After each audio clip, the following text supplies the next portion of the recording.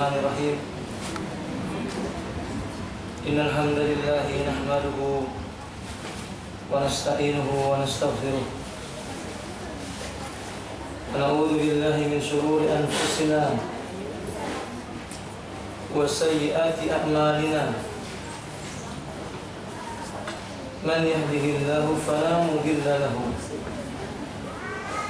wa man yudlilhu fala hadiya lahu. أشهد أن لا إله إلا الله وحده لا شريك له وأشهد أن محمدا عبده ورسوله. اللهم صل على محمد وعلى آله وأصحابه ومن تبعهم بإحسان إلى يوم الدين. أما بعد. قال الله تبارك وتعالى: يا أيها الذين آمنوا اتقوا الله حق تقاته ولا تموتن إلا وأنتم مسلمون. وبعد، فإن أصدق الحديث كتاب الله وأحسن الهدي هدي محمد صلى الله عليه وآله وسلم وشر الأمور محدثاتها Inna kulla muhdatsatin bid'ah, kulla bid'atin dhalalah, wa kulla dhalalatin finnar. Ya tual ummahat rahimani wa rahimakumullah. Kita melanjutkan pembahasan dari syarah kitab tauhid. Kita terakhir sampai di mana, Ibu? Memuliakan nama-nama Allah. Pasal berikutnya pasal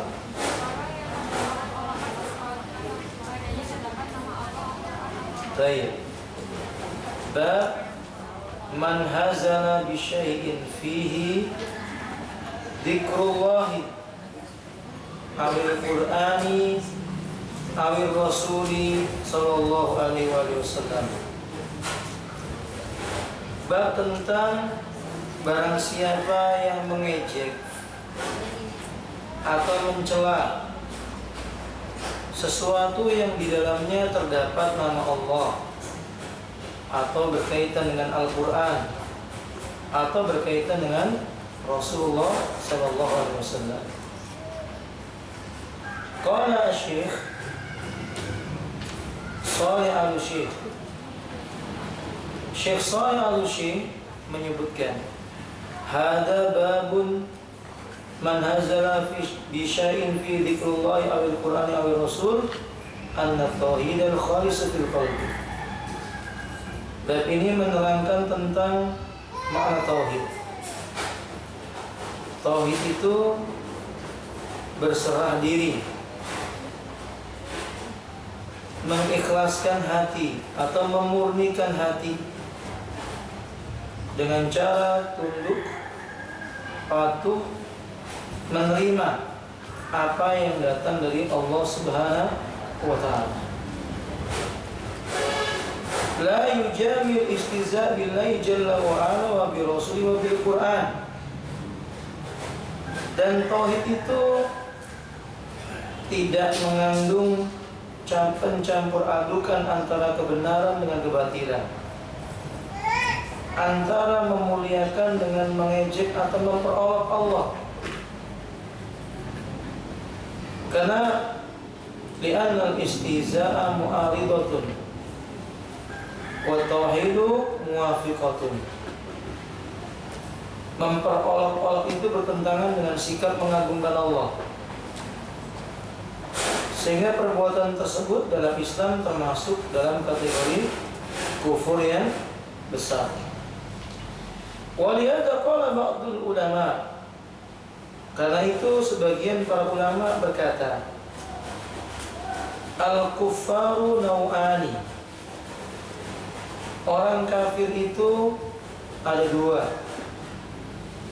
Mu'riduna, yang pertama adalah jenis orang yang menolak, menentang,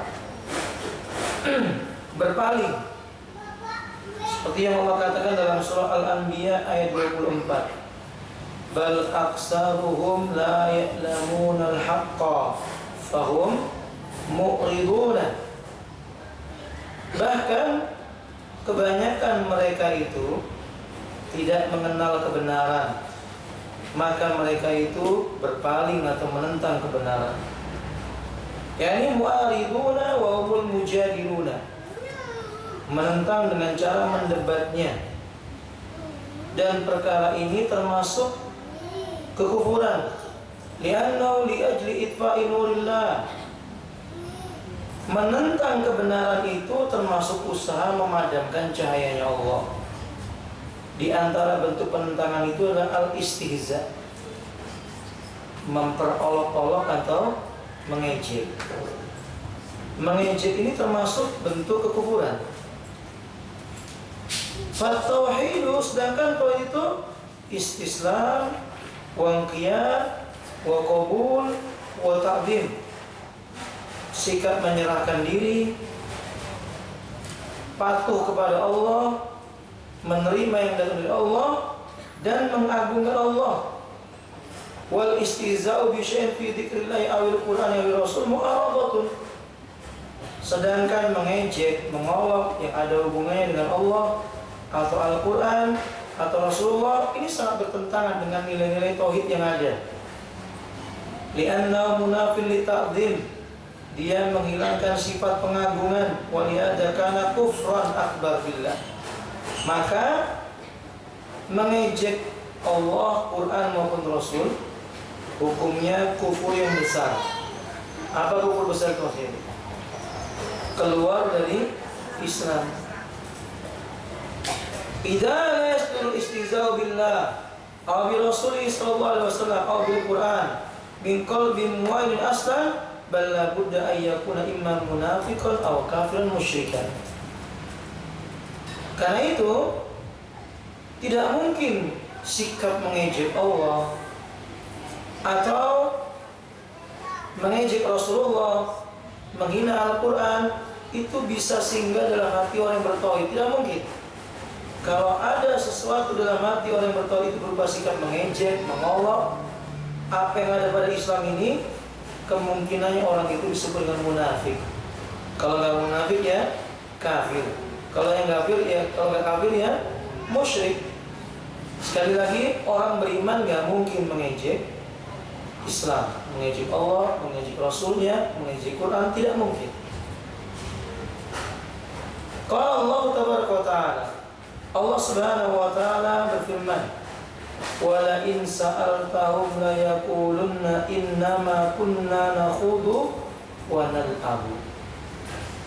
Bila engkau bertanya kepada mereka tentang perilaku mereka itu, mereka akan berkata, innama kunna nakhudu wa nal'abu, sesungguhnya kami itu cuma bersenda gurau atau main-main saja. Ayat ini sebelumnya Allah mengatakan, abillahi wa ayatihi wa rasulihi. Setelahnya Allah mengatakan, kul abillahi wa ayatihi wa rasulihi kuntum tastahzi'un la ta'tadiru qad kafartum ba'da imanikum. Katakan hai Muhammad, apakah kalian terhadap Allah, ayat-ayatnya Allah yaitu Al-Quran, dan juga Rasulnya Allah, kalian mau jadikan bahan ejek-ejekan dan permainan? La ta'tadiru, kalian tidak dapat udzur lagi. Qad kafartum, sungguh kalian telah menjadi kafir ba'da imanikum, yang setelah kalian itu sebelumnya beriman. Naudzubillah min dzalik. Di ayat ini, Ibu sekalian rahimani Allah, sangat jelas sekali kata beliau menerangkan tentang ayat ini. Pada ayat ini ada penjelasan yang menyatakan bahwa orang yang memperolok Allah, bayyanallahu alaina anna man istahza billahi wa rasulihi wa ayatihi, yang mengejek Allah, mengejek Rasulnya, mengejek ayat-ayatnya Allah, itu Al-Quran, fahuwa kafir. Dalam Islam dihukumi sebagai orang yang kafir. La yanfa'u lahu udhur, nggak ada manfaat baginya untuk berwudu. Alasan apapun nggak diberikan manfaat baginya. Karena sebenarnya dia tahu tidak boleh mengejek Allah, tidak boleh mempermainkan Rasulullah. Demikian pula ayat-ayatnya Allah Subhanahu wa taala tidak boleh. Dan itu salah satu bentuk kekufuran yang sangat nyata. An Ibnu Umar radhiyallahu taala an, dari Abdullah bin Umar radhiyallahu taala an, wa Muhammad bin Ka'b, dan dari sahabat Muhammad bin Ka'b radhiyallahu taala an, wa Zaid bin Aslam, dan juga dari Zaid bin Aslam, wa Qatadah, dan juga Qatadah radhiyallahu taala anhuma. Dakhala hadisu ba'dihim fi ba'dih annahu qala rajulun fi ghazwati Tabuk. Hadis ini saling terkait satu dengan yang lainnya. Ada salah seorang laki ketika berada di perang Tabuk. Perang Tabuk ketika itu hukumnya apa itu? Fardu ain. Jadi perang-perang yang terjadi di masa Nabi yang nilainya fardu ain itu perang Tabuk. Selainnya nilainya fardu kifayah. Kata lelaki ini, ma ra'ayna misla qurra'ina haula arghaba butunan. Laki-laki ini berkata, kami tidak pernah melihat seperti orang pembaca Quran ini. Mereka adalah orang-orang yang arghaba butunan, perutnya buncit. Mereka mencela orang yang membaca Quran, penghafal Quran. Wala akdaba al-sunan, dan kami tidak pernah melihat orang yang paling dusta lisannya. Wal ajmala indal liqa, dan kami juga tidak pernah melihat orang yang paling pengecut, paling penakut bila berhadapan dengan musuh-musuhnya, melainkan mereka ini, para penghafal Quran. Yani Rasulullah SAW muwasabul Qurra. Maksudnya orang ini mengatakan, kami nggak pernah lihat orang paling penakut kecuali Nabi dan bersama sahabatnya. Nggak pernah kami melihat orang yang paling bohong kecuali Nabi dan para sahabatnya. Nggak pernah kami melihat orang yang perutnya paling buncit kecuali Nabi dan para sahabatnya. Dia mencela. Faqala lahu Auf bin Malik. Mendengar ucapan ini, sahabat Auf bin Malik marah. Kadzabta, engkaulah yang pendusta. Walakinnaka munafik, bahkan kamu ini orang munafik. La ukhbiranna Rasulullah SAW. Dikira orang itu sahabat akan diam saja. Ternyata kata Auf, aku akan beritakan hal ini kepada Rasulullah SAW tentang ucapannya. Fadha Auf ila Rasulullah SAW. Auf menjumpai Rasulullah SAW, liyukhbirahu, lalu beliau mengkabarkannya. Fawajadal Qur'ana qad sabaqahu. Ternyata sebelum Auf bercerita, ayat Quran sudah turun. Masya Allah, la quwwata illa billah. Ayat Qurannya sudah turun menjelaskan orang itu. Faja'a dzalika ar-rajul ila Rasulillah sallallahu alaihi wasallam. Orang yang tadi mengucapkan kalimat celaan tadi ini atau ejekan dan olok-olokan itu mendatangi Nabi untuk mencari alasan. Wa qadir tahala wa raqibana qatahu. Sementara Nabi sudah naik apa? Ontanya. Faqala, ia berkata, ya Rasulullah, hai Rasulullah, innama kunna nakhudhu wa natahaddas hadis ar-raqbi. Sesungguhnya kami cuma senda gurau, ya biasa cuma obrolan sebagaimana obrolan orang-orang yang suka melakukan perjalanan. Natau bi'ana at-tariq, kami yang menghilangkan kebosanan ketika dia perjalanan. Maksudnya ya sekedar ngomong. Masa begini dihukum ya Rasulullah? Qala Ibnu Umar, kata Abdullah Ibnu Umar, ka'anni anzur ilaihi muta'alliqan bi nis'ati naqati Rasulillah sallallahu alaihi wasallam. Seolah aku melihat orang itu menghibah dengan cara memegangi tempat pijakan kakinya Rasulullah sallallahu alaihi wasallam ketika naik onta. Wa innal ijarata la tanqubu rijlai wa huwa yaqul. Sementara kedua kakinya itu tersandung batu-batuan, Nabi berjalan aja sampai luka-luka bagian kakinya. Sembari dia berkata, innama kunna nakhudhu wa nal'abu. Sungguh kami cuma sekedar main-main dan sekedar gurau saja. Fa yaqulu lahu Rasulullah sallallahu alaihi wasallam, maka Rasul menjawab dengan firman Allah, abillahi wa ayatihi wa rasulihi kuntum tastahzi'un. Apakah kalian berani kepada Allah, ayatnya Allah yaitu Al-Quran, dan Rasulnya Allah, kalian menjadikan bahan untuk ejek-ejekan? Jadi saudara kaum muslimah rahimani wa rahimakumullah, jelas sekali ayat ini menerangkan kepada kita, Islam tidak membenarkan segala macam bentuk ejekan terhadap Islam ini. Makanya dalam kitab Nawaqidul Islam, Syekh Muhammad At-Tamimi mengatakan, min nawaqidil Islamil asrah al-istihza'u bima ja'a lillahi aw syai'an minhu wal istihza'u bima ja'a lid-din aw Rasulullah sallallahu alaihi wasallam aw syai'an minhu. Mengejek Allah, mengejek Rasulnya, mengejek agamanya, walaupun cuma main-main dan cuma sedikit yang diejek, itu pelaku pengejeknya kafir, keluar dari agama Islam. Wal istihza'u bi hadhil masalah la yakun illa fil munafiq. Dan perlu dicatat, ciri-ciri orang munafik itu memang begitu loh. Suka main-main dengan ayat-ayatnya Allah Taala. Bagaimana boleh mereka itu mempermainkan ayat Allah? Padahal ayat Allah itu perkara yang agung. Kalau turun kepada gunung saja, gunung menjadi hancur. Ibu pernah membaca ayat yang berbunyi, "Lau anzalna hadzal Qur'an ala jabalin la ra'aitahu khashi'an mutasaddian min khasyatillah." Kalau kami turunkan Quran ini kepada gunung yang paling besar, niscaya dia akan hancur lebur karena merasa takut kepada Allah. Kok mereka berani mengejek Quran? Sayang pada hari ini, ikhwatal Islam, kita banyak menjumpai orang mempermainkan ayat Quran itu biasa. Ayat Quran dibuat nyanyian, ayat Quran dibuat lawakan, kan banyak itu ya. Baca Al-Fatihah dibuat lucu-lucuan. Ini bentuk-bentuk penghinaan kepada Islam. Sebagian orang menulis ayat Al-Quran diletakkan di jok motornya, tulisan ayat kursi ditaruh di jok motor, diduduki. Ini kan nggak boleh. Ini termasuk mengejek ayat Allah Ta'ala. Sebagian orang bikin tulisan Arab, kemudian dibuat kapal-kapalan atau dibuat macam-macam bahan, itu nggak boleh.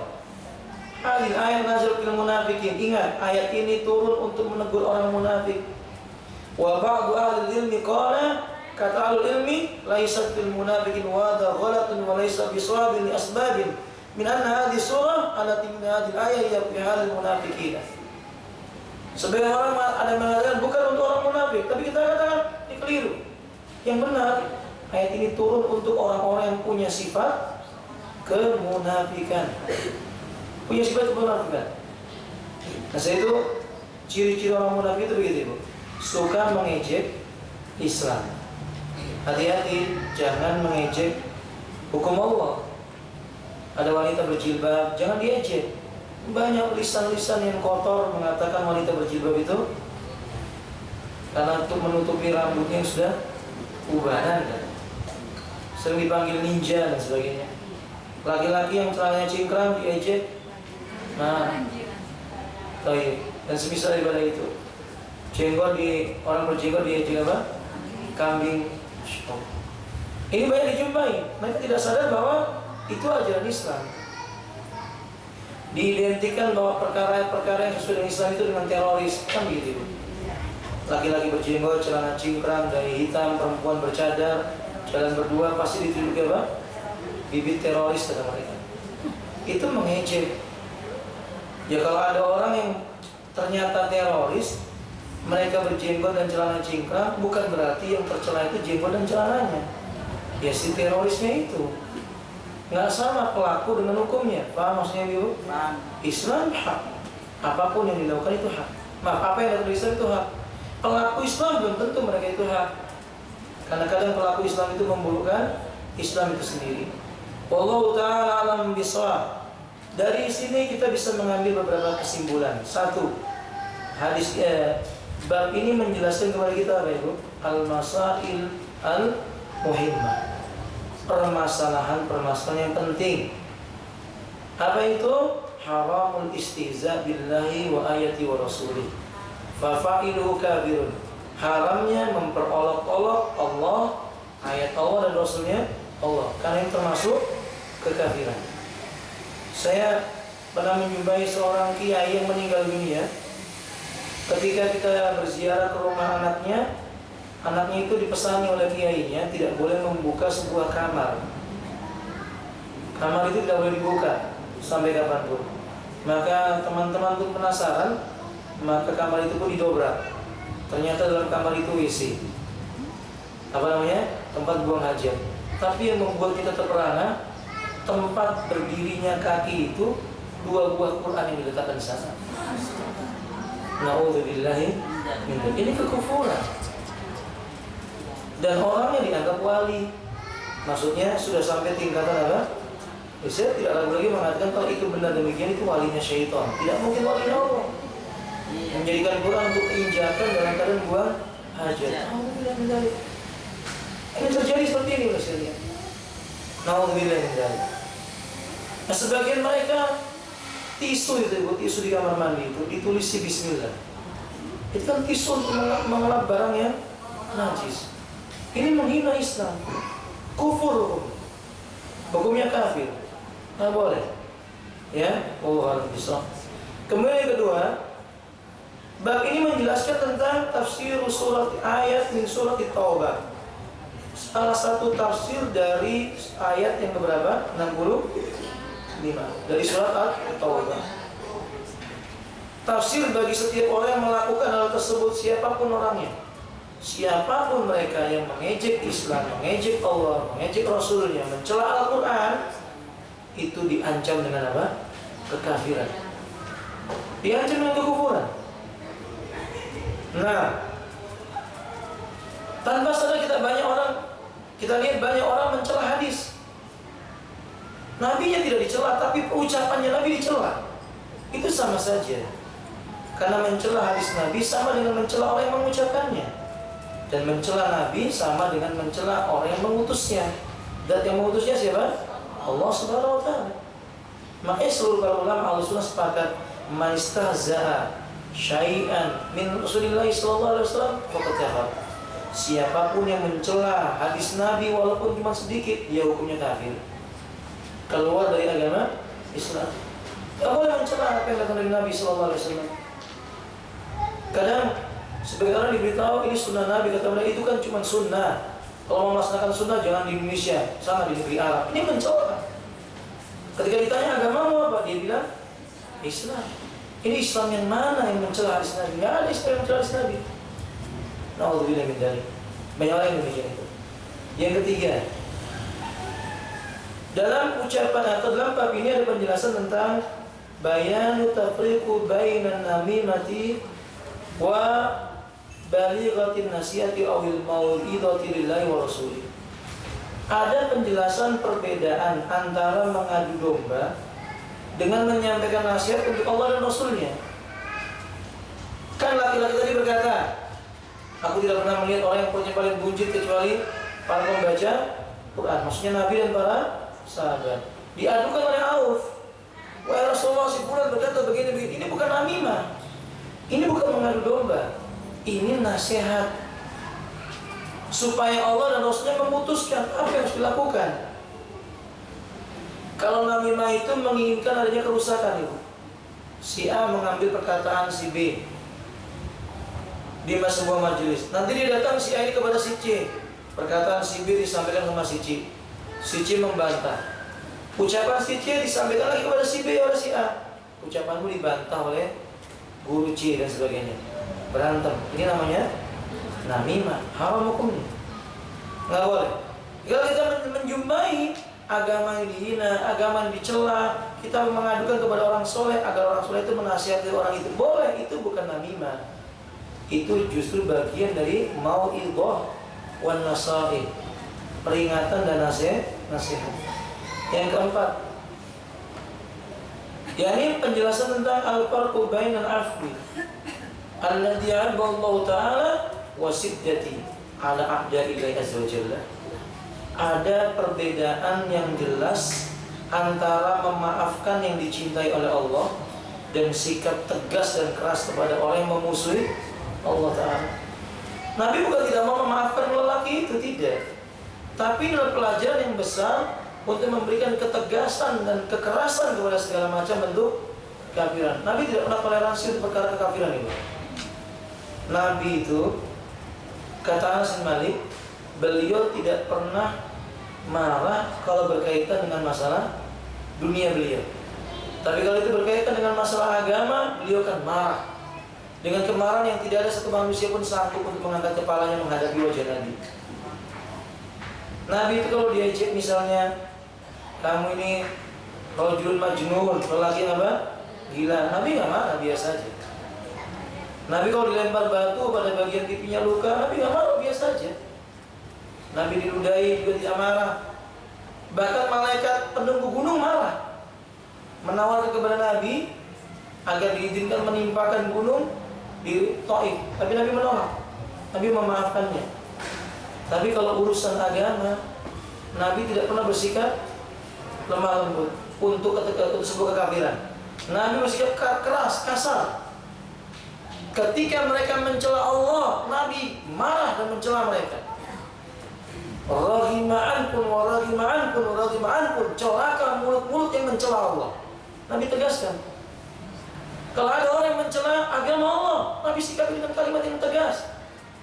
Alla ta'rifu anna Allah khalaqaka wa razaqaka tastazi'u ma ja'a min Allah. Tahukah kamu Allah yang memberimu rezeki, menghidupkanmu, tapi kenapa kamu cela agama Allah? Kata Nabi. Nabi keras. Kalau itu berkaitan dengan masalah apa? Agama. Ibu lihat Mu'adz bin Jabal. Mu'adz keras. Disikapi oleh Mu'adz, oleh Nabi keras. Mu'adz pernah berkata kepada seseorang dengan menuduh si fulan munafik. Nabi marah. Dipanggil Mu'adz, apa tanya anta ya Mu'adz? Apa kamu mau menguji kemampuan manusia, wahai Mu'adz? Merah wajah Nabi itu. Bila berkaitan dengan masalah apa? Agama. Tapi sekali lagi kalau masalah dunia, Nabi itu orang yang sangat amat pemaaf. Nabi ingin memaafkan mereka, tapi kan Allah mengatakan, la ta'tadiru qad kafartum ba'da imanikum. Kata Allah, kalian tidak punya alasan, enggak diterima alasan kalian. Sungguh kalian telah menjadi apa? Kafir ba'da imanikum, setelah sebelumnya kalian itu beriman. Hati-hati. Untuk masalah agama kita harus tegas ya. Dalam masalah menyampaikannya kita harus lemah lembut. Paham ya? Dalam masalah prinsip tegas. Kenapa enggak mengucapkan selamat Natal? Tegas.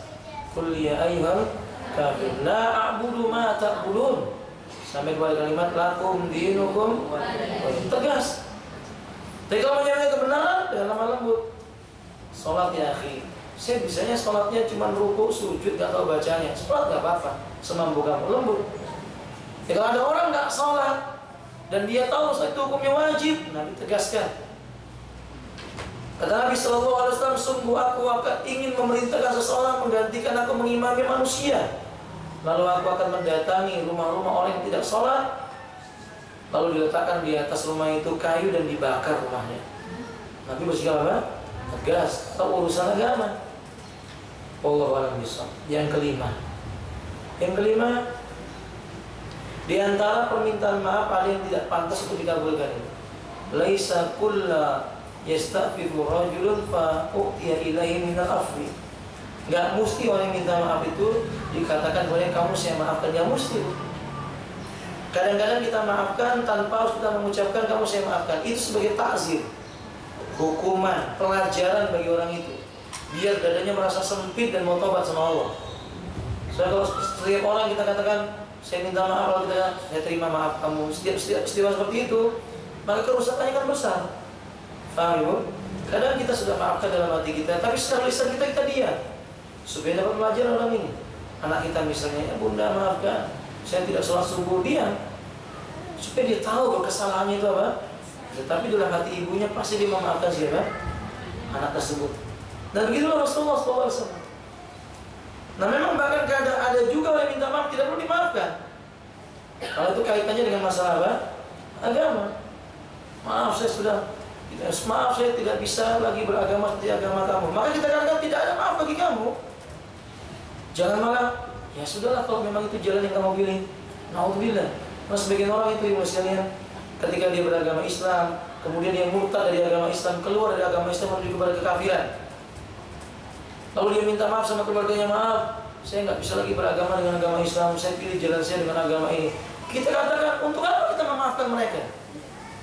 Allah saja tidak akan memaafkan mereka kalau mereka tidak apa? Taubat. Kita katakan, saya maafkan kalau kamu kembali kepada Islam. Baru benar. Jadi kalau ibu berkata, sudahlah, terserah kamu, itu kan jalan hidupmu. Salah. Ini urusan agama. Urusan agama. Tapi kalau urusan dunia, dia berhutang kepada kita, maaf akhi, saya cuma bisa bayar separuh. Nggak apa-apa, kapan-kapan saja. Mudah-mudahan Allah akan mengampuni dosa saya. Begitu. Itu urusan yang berkaitan dengan dunia. Dan itulah ciri-ciri tauhid itu. Orang yang bertauhid itu asyidda'u 'alal kuffar. Sikap mereka kepada kekafiran dan pelaku kafir itu tegas, keras, nggak tedeng aling-aling. Kalau yang berkaitan dengan masalah apa? Agama. Nggak pakai basa-basi, nggak. Kalau urusan agama nggak pakai basa-basi. Harus bersikap dengan tegas, tapi tegas itu dengan cara yang santun. Paham nggak ini? Tegas bisa santun nggak ibu? Bisa. Ketegasan bisa santun. Ibu diundang untuk kenduren ya bu ya bahasanya. Kenduren hari yang ke-1000-nya gitu. Nah ibu harus tegas. Maaf, tidak bisa datang. Kalau mereka bertanya kenapa tidak bisa datang, dalam keyakinan saya ini tidak dicontohkan oleh Nabi, selesai. Itu tegas dan santun. Tapi kalau ibu mengatakan ini nggak bisa, ini kan ini haram, bid'ah, dolala, mati masuk neraka, ya ini nggak santun, ini kasar namanya, bukan tegas. Wallahu a'lam bishawab. Tapi demikian, barakallahu fiikum. Kita lanjutkan bab berikutnya. Sebelumnya ada pertanyaan? Kita lanjutkan. Bab qaulillahi ta'ala, bab qaulillahi ta'ala. Bab firman Allah Subhanahu wa taala dalam Al-Qur'an, "Wa la in adzaqnahu rahmatan minna min ba'di dharra massathu la yaqulanna hadza li." Bila kami melimpahkan kepada mereka suatu rahmat dari kami setelah ia ditimpa sebuah kesulitan, niscaya ia akan mengatakan ini adalah hakku. Imam Mujahid menerangkan tentang ayat ini, maksudnya hadir rahmat ini adalah hasil kerjaku. Hadir rahmah min kasbi. Jadi kalau ada orang dapat kesulitan, kemudian Allah menurunkan rahmatnya kepadanya, maka orang itu berkata, hadali, ini memang pantas buatku. Kata Imam Mujahid, maksudnya hadir rahmah hada min kasbi. Saya bisa jadi seperti ini karena hasil usahaku sendiri. Wa ana ahakku, aku orang yang paling berhak liyakhudha hada, untuk memperoleh hal yang seperti ini. Kata Ibnu Abbas radhiyallahu ta'ala, maksudnya yang menganggap rahmat itu adalah hasil usahanya sendiri, tidak ada peran serta siapa? Allah Subhanahu wa taala. Orang yang seperti ini termasuk orang yang tauhidnya tidak benar. Kata Imam Mujahid, seperti ungkapan hadar rahmah min kasbi, rahmat ini adalah hasil kerjaku. Wa ana astahiqu biha, aku berhak untuk memperoleh dan mendapatkannya. Maksudnya bahwa dia berhak untuk itu dan bukan karunia Allah Ta'ala. Kan banyak orang sombong sekarang itu. Ya, saya bisa begini ini karena kerja keras. Begitu biasanya Bu ya. Saya sukses ini karena kerja keras. Saya memulai dari kecil sampai bisa begini. Kadang-kadang orang tua begitu kepada anaknya, "Nah, jangan kamu kira ayahmu bisa seperti ini langsung ujuk-ujuk begini." Apa ujuk-ujuk itu ya? Tiba-tiba begini. Nah, kemudian dia berkata, ya bapakmu seperti ini itu karena bapak kerja keras. Salah. Harusnya dia berkata, "I'lam ya bunayya, kullu ma indi hada min rahmatillah. Rabbi wa rabbuka, Rabbuna Allah Ta'ala." Kita katakan kepada anak kita, "Anakku, ayahmu punya yang seperti ini rahmatnya Allah, fadilah yang datang dari Allah. Dia adalah Tuhanku dan juga Tuhanmu, Tuhan kita yang maha tinggi." Ini baru benar. Kadang kalimat-kalimat seperti ini dianggap tidak dipertanyakan di sisi Allah, ditanyakan di sisi. Bukankah Nabi sallallahu alaihi wasallam menyebutkan, "Innar rajula la yatakallamu bi kalimatin." Sungguh ada seorang lelaki yang mengucapkan dengan satu buah kalimat.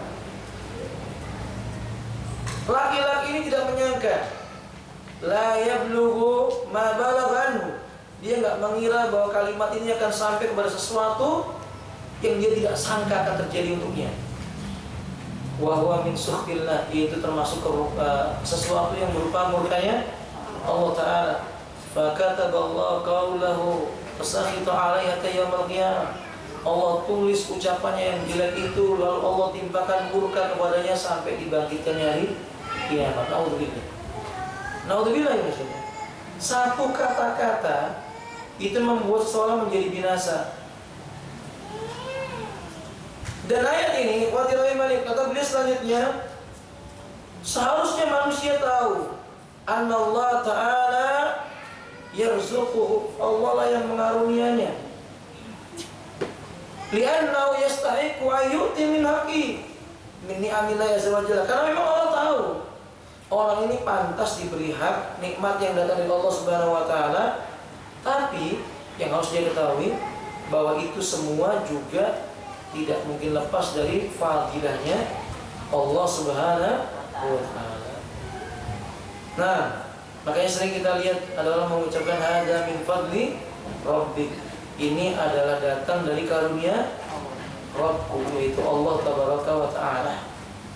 Kemudian beliau berkata, sehingga masuk dalam sifat yang disebut dalam ayat ini dua jenis manusia. Pertama, orang yang menisbatkan sesuatu kepada dirinya sendiri, sama sekali tidak mau menisbatkannya kepada Allah Azza wa Jalla. Nah, maka orang seperti ini hukumnya apa, kafir. Karena menolak apa? Takdirnya Allah Azza wa Jalla. Yang kedua, orang yang menisbatkan kenikmatan tersebut kepada dirinya karena ia berhak, ia beranggapan memiliki hak terhadap kenikmatan tersebut atas Allah Azza wa Jalla, sebagaimana terjadi pada orang yang besar kepala. Jadi dia berkata, ini memang pemberian Allah, tapi saya pantas dapat ini. Allah seharusnya memang memberi aku, karena aku sudah begini, aku sudah begitu, paham sih? Banyak orang yang berkata, ya saya pantas lah, lawang saya sudah haji. Nah, ya pantas buat saya, lawang saya sudah berqiyamul lail dan sebagainya. Ini nggak boleh, namanya kibar. Apa kibar itu? Merasa besar, sombong. Dan wali anna kullu min fi'liyatil ibadi, sesungguhnya kata Syekh, kata penulis, perbuatan seorang hamba itu sababun lahu faqat, cuma sebab. Wa sababu ahyanan, sebab itu kadang-kala la yakhsilu hasilan, tidak memperoleh hasil. Hasil itu bahasa Arab itu ha sad lam, hasilun, hasola, hasil. Nah, bahasa Indonesianya apa? Hasil. Jadi kata beliau, kadang-kadang usaha itu yang menjadi sebab tidak mendatangkan apa-apa. Bahkan kadang-kadang ya jelibu hasratan, bisa mendatangkan hasil biidznillah, itu dengan izinnya Allah Subhanahu wa Ta'ala. Coba ibu saksikan, beberapa waktu yang lalu mendaftarkan anak ke sekolah, Masya Allah, ada seorang anak nilai rapotnya itu dari sejak kelas 1 sampai kelas 6 itu Masya Allah, nggak pernah ranking 2, itu nggak pernah. Ranking nilainya 9. Tapi begitu tes, qadarullah nggak diterima. Tes sampai sehari tes nggak diterima. Saya tanya sama ustaznya, kenapa ini nggak diterima? Secara akademiknya bagus, lalu diterangkan, dan saya tidak bisa ceritakan kepada ibu, ini sebabnya. Lalu tolak. Justru saya melihat yang satunya lagi, Masya Allah, nilainya itu 6, 7, berarti rata-rata berapa? Kalau nggak 6 ya 7. Ternyata ketika dites nilainya 9. Ketika dia dites nilainya menjadi 9. Ini menunjukkan bukti apa ya? Usaha itu hanya sebab. Hasilnya itu siapa? Izin Allah Subhanahu wa Ta'ala. Dengan izinnya Allah Subhanahu wa Ta'ala. Masya Allah, la quwwata illa billah. Dia punya teman Islam di Madinah. Kalau belajar itu nggak diperhitungkan sama ustaznya ini. Kami juga tidak mengira dia diterima di Madinah. Nah, kalau belajar itu seringnya apa? Kepalanya begini, gitu ya. Kalau suruh menghafal, seminggu baru hafal. Teman-temannya sehari sudah hafal. Kalau dia itu suruh membuat karya tulis itu, menulis sebuah ini, sebulan baru selesai untuk bikin satu buletin. Maka teman-temannya 2 hari sekali kirim buletin. Tapi Masya Allah teman-temannya ini yang pintar-pintar ini nggak diterima di Madinah.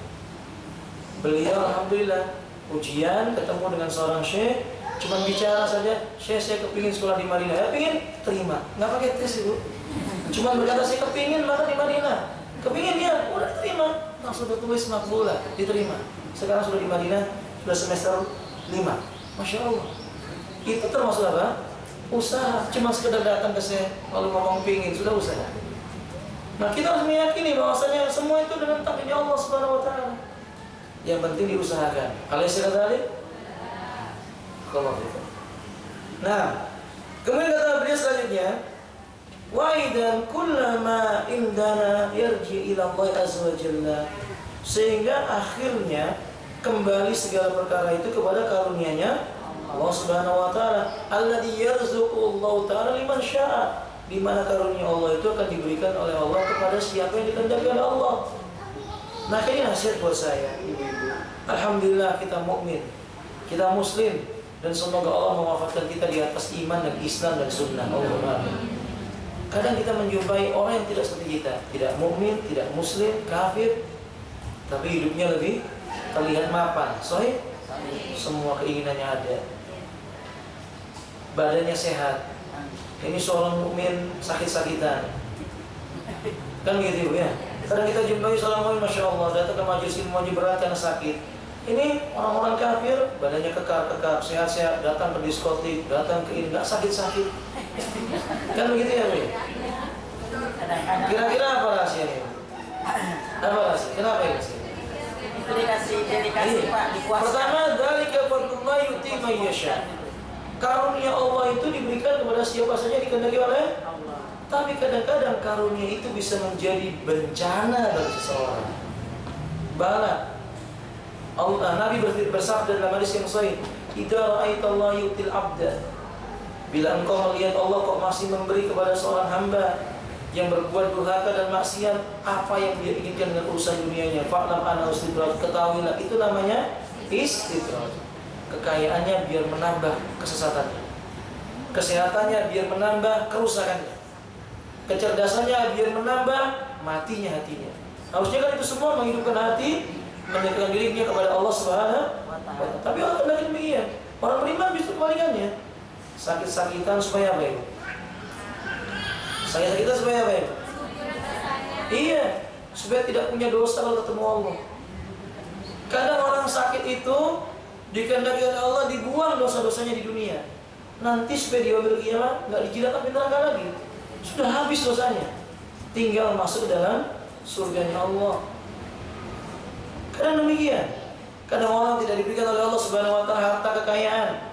Karena Allah tahu kalau orang beriman diberi kekayaan, mungkin dia akan menjadi orang yang kufur, tidak bersyukur. Nah, kadang wallahu a'lam bishawab. Allah berfirman, "Qul innama utitu ala ilmin indi." Qaul berkata, sesungguhnya aku mendapatkannya, yaitu harta kekayaan ini semua karena ilmu pengetahuanku sendiri. Coba lihat. Orang sombong seperti Qarun. Qarun merasa bahwa kekayaannya itu karena kecerdasannya, kepintarannya cari uang dan sebagainya. Dan ini banyak orang seperti ini. Di antaranya dia berkata kepada istrinya mungkin atau kepada suaminya, dia berkata, "Kamu kalau nggak nikah sama saya nggak tahu kamu jadi apa." Paham ya, Bu? Ini ucapan kufur. Ucapan kufur nikmat, bukan kufur dari Islam, bukan kufur nikmat. Padahal dia tahu bisa jadi dia kaya justru karena nikah dengan si fulan atau si fulana. Dulunya biasa-biasa saja, lalu istrinya berdoa, "Ya Allah, berikan karunia buat keluarga kami." Maka rezekinya melalui siapa? Suami. Akhirnya suami terangkat pangkatnya, gajinya makin besar. Doa siapa ini? Istri. Begitu pula sebaliknya, mungkin oleh istrinya orang yang nggak dipandang, nggak pernah dilihat orang. Begitu dia nikah dengan suaminya berdoa, "Ya Allah, jadikan istriku wanita yang qurrata a'yun." Apa itu? Menyejukkan pandangan mata hati. Maka dia bersyukur ketika semua orang senang dengan dia, ketika semua orang berbuat baik kepadanya, ketika orang senang bergaul dengannya karena kesolehannya. Berarti salah satu doa dari siapa? Suami. Maka ucapan seperti itu, ucapan seperti yang pasti diucapkan oleh Qarun. Qala innama utitu ala ilmin indi. Sesungguhnya aku mendapatkan harta kekayaan ini karena ilmuku sendiri. Ini sombong. Ini kufur. Nah, dan ucapan ini digunakan oleh iblis melalui lisan-lisan manusia pada hari ini. Usaha-usaha saya sendiri memang apa yang mau kamu repotkan dengan saya gitu ya? Apa bahasa namanya itu? Memang gue pikirin begitu. Ini ucapan-ucapan kalimat-kalimat yang datang dari mulut iblis melalui mulut manusia. Jangan dipakai kalimat ini. Ini kalimat-kalimat yang membuat orang kufur terhadap nikmat Allah Subhanahu wa taala. Lihat Imam Qatadah. Imam Qatadah menafsirkan firman Allah dalam surah Al-Qasas 78 itu. Kata beliau maksudnya, kaum ini karena ilmu yang ada padanya tentang cara-cara mencari harta, dia sombong dengannya. Ibu tahu apa akibat orang yang sombong? Di muka bumi ini terlalu banyak gambaran kebinasaan orang yang sombong. Fir'aun sombong dengan kekuasaannya. Qarun sombong dengan harta bendanya. Abu Jahal sombong dengan apa? Nasabnya. Binasa. Abu Lahab sombong dengan namanya. Sama dengan kekuatan badannya. Binasa. Siapa yang sombong dengan kecerdasannya? Siapa yang sombong dengan kecerdasannya? Iblis. Iblis sombong dengan pengetahuannya. Maka Allah katakan, aba wastakbara wa kana minal kafirin. Dia enggan mematuhi perintah Allah, menjadi sombong, maka dia itu termasuk orang-orang yang kafir. Binasa si iblis. Jadi kalau seandainya Allah Subhanahu wa taala memberikan kita sesuatu perkara, orang yang bertauhid menyadari itu datangnya dari Allah, mereka tidak punya apa-apa. Ilmu misalnya, Allah berkata kepada kita, kepada manusia, wa ma utitum min ilmin illa qalil. Tidaklah ilmu yang diberikan kepada kalian itu, hai manusia, itu cuma sedikit saja. Bahkan kata Ibnu Abbas, Nabi menyebutkan ilmu yang diberikan oleh manusia di dunia ini hanya satu tetes dari lautan ilmunya Allah. Satu tetes dibagi oleh sekian banyak manusia. Satu tetes saja dibagi sekian banyak sejak Nabi Adam sampai nanti manusia yang terakhir. Itu aja sudah ada yang mampu menemukan ini, berbuat begini. Tapi sayang kalau mereka itu sombong, lalu merasa bahwa ilmu itu hasil usahanya sendiri. Mari kita lihat Ibnu sekalian rahimani wa rahimakumullah. Sejarah itu membuktikan bahwa ilmu itu hadiah dari Allah Ta'ala, diberikan kepada siapa yang dikehendaki oleh Allah Ta'ala. Contoh seorang ulama bernama Ibnu Hajar Al-Haythami. Beliau ini disebut Ibnu Hajar kenapa? Beliau ini kalau belajar itu selalu di belakang, minder, ketinggalan terus sama teman-temannya. Bukan berarti guru yang di belakang suka minder loh ya. Cuma beliau ini begitu, nggak mau di depan dan takut ditanya oleh siapa? Gurunya. Jadi kalau gurunya sudah, ya sekarang bertanya jawab, itu sudah bingung sudah dia. Pura-pura tidur dan semisalnya. Ada yang begitu di sini kan? Nggak ada ya? Ada. Seolah nggak ada. Makanya sekarang rahimahnya tuh. Maka beliau ini berpikir, apa aku tidak pantas mendapatkan kemuliaan? Ketika beliau melewati sebuah jalan, beliau mendengar suara air. Didekati oleh beliau, diperhatikan sambil merenung. Tiba-tiba dia melihat batu itu apa? Berlubang. Maka dia berkata, kalau batu saja bisa seperti itu, otaknya insya Allah lebih mudah. Akhirnya dia belajar. Dia minta kepada Allah, setiap sholat dia minta kepada Allah. Lalu Allah jadikan dia seorang ulama yang sangat dikenal dengan Ibnu Hajar Al-Haythami. Masya Allah. Dinamakan Ibnu Hajar, anaknya batu. Hajar itu artinya apa? Batu. Maka diberi kunyah dengan anaknya batu.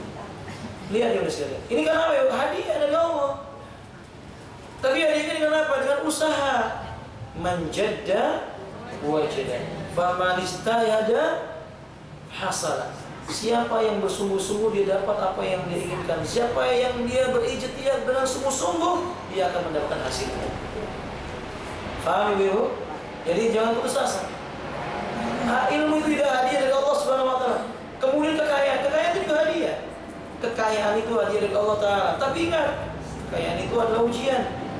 Hadiah yang kadang-kadang mengantarkan kepada surga, tapi hati-hati hadiah yang kadang-kadang menghambat dirinya masuk dalam pintu surga Allah Subhanahu wa taala.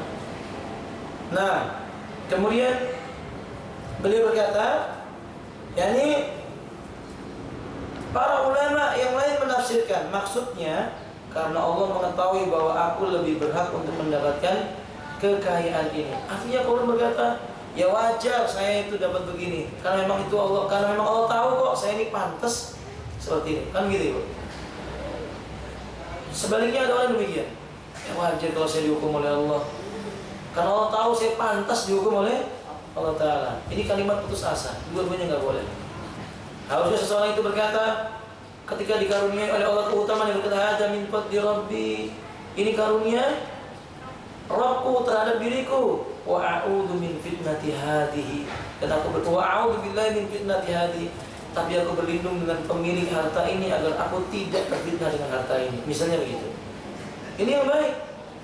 Ketika kita ditimpa musibah kita mengatakan hada min sadabi danbi. Ini kan sebab apa? Dosa-dosaku. Walakinni araftu rahmatahu wasi'ah. Tapi aku tahu rahmatnya Allah itu sangat luas. Maka aku bertobat kepada Allah Ta'ala. Begitu. Bukan berputus asa dan bukan kebalikannya dengan bersikap sombong, tinggi hati. Kata beliau penafsiran ini semakna dengan ucapan Imam Mujahid. Apa kata Imam Mujahid? Aku mendapatkannya karena aku orang yang mulia. Ya, ini maksudnya orang berkata, qala innama utitu ala ilmin indi. Sesungguhnya aku mendapatkan harta kekayaan ini karena ilmuku sendiri. Kata Imam Mujahid, artinya si Qarin itu mengatakan, aku dapat kekayaan ini kan karena memang aku ini orang mulia. Ya seolah-olah yang pantas yang dapat begini saja yang mulia. Maaf ini ibu, saya sering lihat anak-anak main-main. Tapi ini permainan dari mulut setan yang masuk dalam mulut anak-anak. Nasihati mereka, jangan dibiarkan. Kadang anak-anak itu bermain-main dengan temannya. Ya wajar, saya orang kaya. Ya memang saya kaya. Sering begitu anak-anak. Maaf ibu ya. Ya orang kaya itu begini jalannya. Orang kaya itu begini makannya, begitu. Itu seolah-olah dia tidak sadar bahwa itu mendidik hatinya untuk sombong. Nggak boleh dibiarkan. Nasihati anak kita. La yajuzuna ma'adha min qawli syayatin. Bila ini termasuk ucapan siapa? Siapa moyangnya? Iblis. Iblis berkata, khalaqtani min nar. Aku yang lebih pantas ya Allah. Karena aku diciptakan dari apa? Api. Itu kan sombong nanti. Alayhi sallallahu. Nah, wallahu a'lam bishawab. Baik, barakallahu fikum. Dan diriwayatkan dari sahabat Abu Hurairah radhiyallahu taala bahwasanya ia mendengar Rasulullah SAW bersabda, sesungguhnya ada 3 orang dari Bani Israel. Ada 3 orang dari Bani Israel. Yang satu terkena penyakit kusta. Yang kedua terkena penyakit rambutnya rontok, sopak ya, penyakit sopak namanya. Dan yang ketiga matanya buta. Kemudian Allah hendak menguji 3 orang ini. Ini pelajaran besar buat kita itu. Maka Allah mengutus seorang malaikat. Lalu malaikat tersebut mendatangi orang yang terkena penyakit kusta. Dan dia berkata, apa yang paling engkau sukai? Dia berkata, warna kulitku kembali sempurna, hilangnya penyakitku yang membuat orang mengejekku selama ini. Maka malaikat tersebut mengusap orang itu.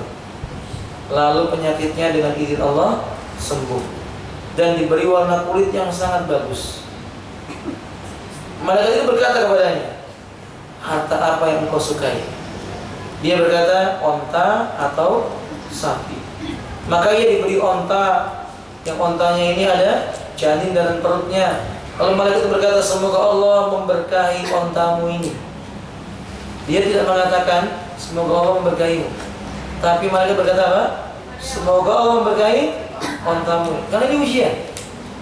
Ini ujian. Lalu malaikat tersebut mendatangi yang kedua, orang yang punya penyakit rontok rambutnya itu. Dia berkata, apa yang paling engkau inginkan? Rambut yang indah, hilangnya penyakit yang menjadi orang merasa jijik terhadapku. Maka malaikat mengusapnya. Lalu penyakitnya hilang, diberi rambut dan kulit yang indah. Kemudian malaikat tersebut berkata, apa harta yang paling kamu inginkan? Dia berkata, sapi atau onta. Maka malaikat memberikan kepadanya dengan izin Allah seekor sapi yang ada janinnya. Lalu ia mendoakan semoga Allah memberkatimu dan juga sapimu. Kalau yang tadi cuma apa? Nah. Dalam ayat ini memang ada kalimat memberkatimu dan juga pada ontamu.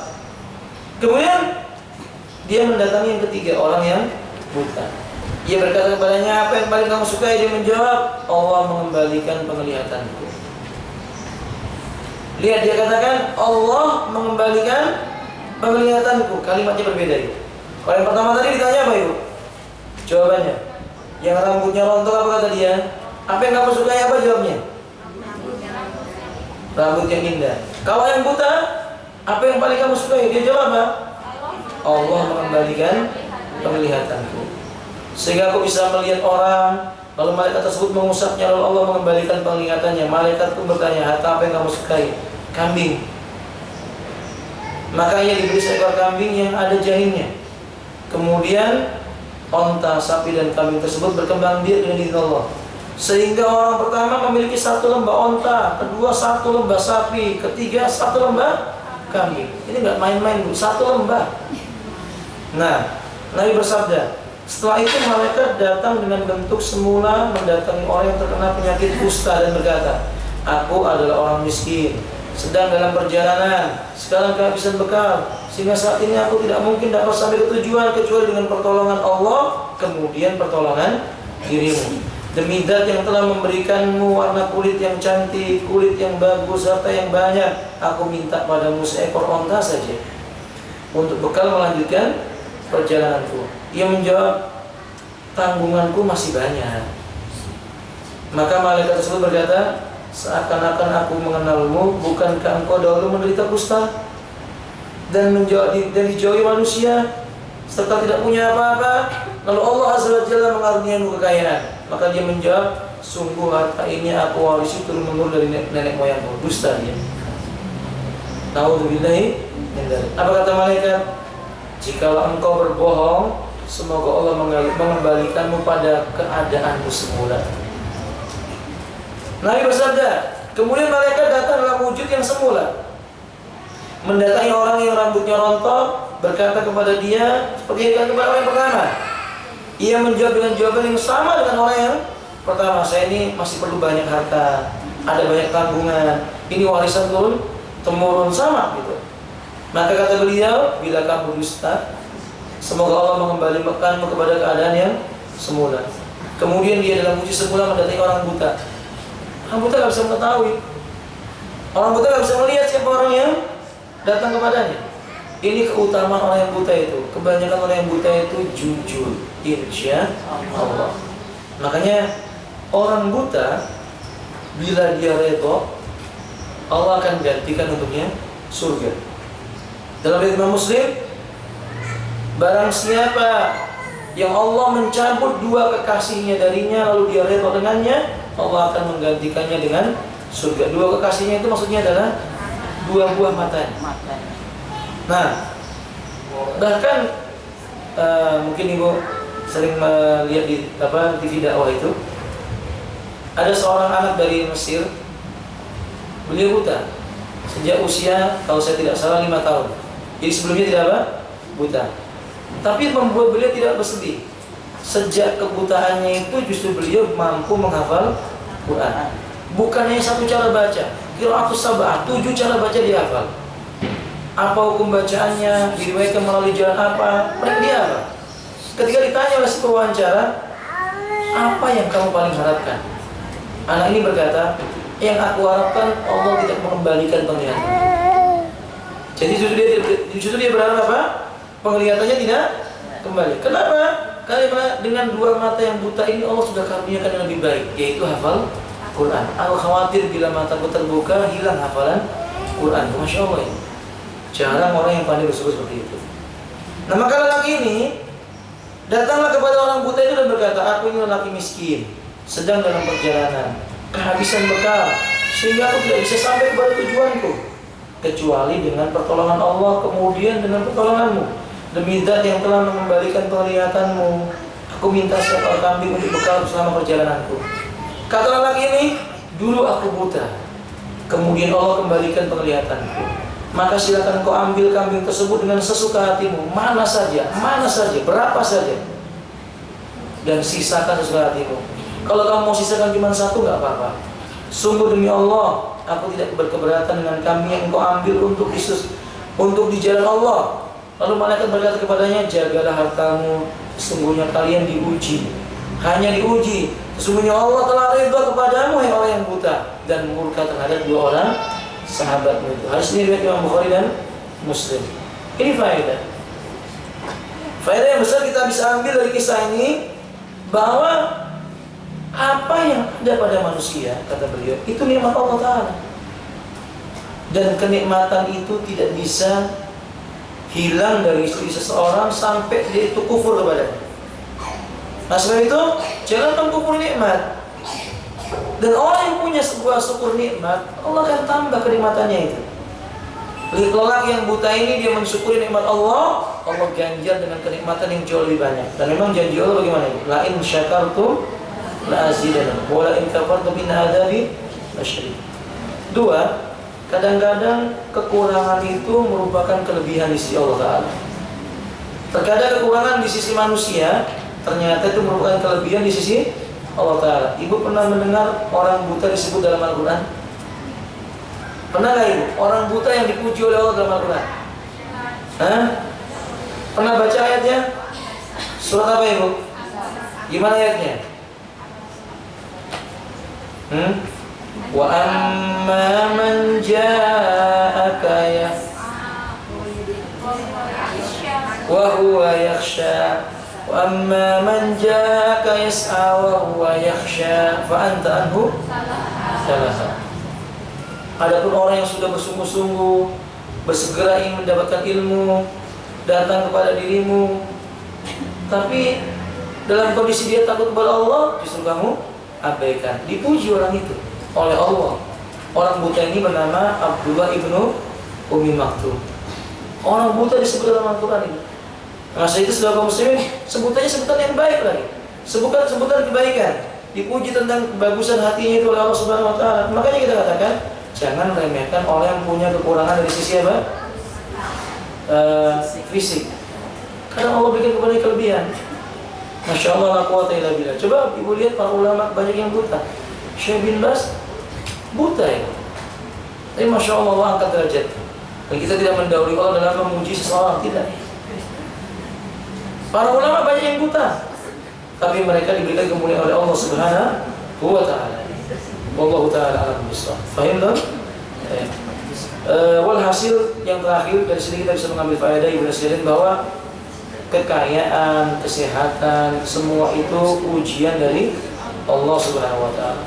Kecerdasan juga termasuk ujian. Jangan bangga dengan hal itu, kecuali yang boleh adalah bersyukur kepada Allah Subhanahu wa Ta'ala. Sampai di sini dulu ibu-ibu bab tauhid kita. Akhir da'wana alhamdulillahirabbil alamin. Subhanakallahumma wa bihamdik, asyhadu an la ilaha illa anta, astaghfiruka wa atubu ilaik. Assalamualaikum warahmatullahi wabarakatuh.